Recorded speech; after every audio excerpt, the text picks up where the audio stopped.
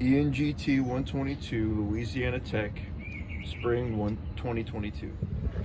So this is our Chickadee 3000. The problem that we're trying to solve is that young minds need to be stimulated so that their imaginations and brains can develop properly and exceptionally as they grow.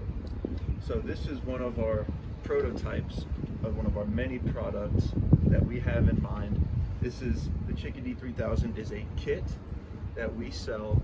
It comes with a manual, online PDF, and physical copy version. Our food system is ran by a pressure sensor that is underneath the dish, a servo that opens and closes the food door, a water depth sensor that reads the amount of water inside of the container, a Bluetooth module that can be connected through the Dabble app on iOS and Android phones, a simulated heat lamp as an LED for the prototype, the water pump that pumps water from an external water source to the water dish, and a 16:2 LCD screen that prints water and food level.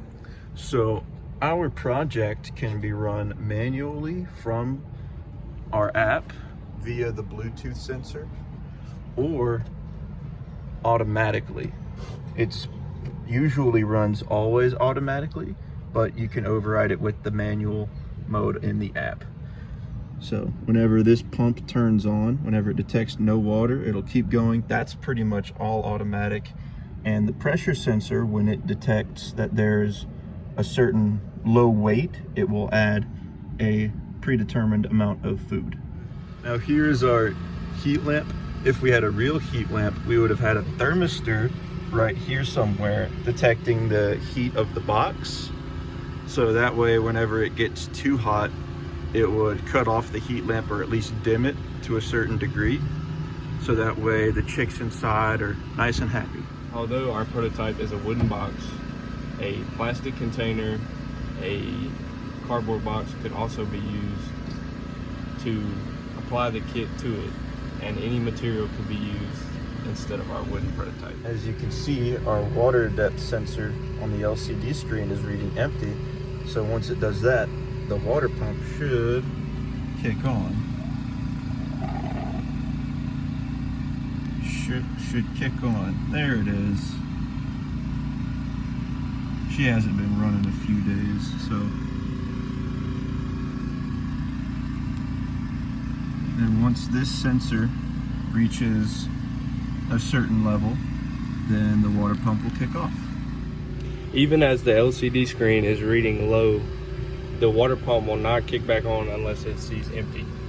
But through the Bluetooth app, you're able to turn on the pump with a push of a button, and it turns on and continues to stay on until it gets high. Or you can automatically turn it back off with another push of a button, and the water pump kicks off.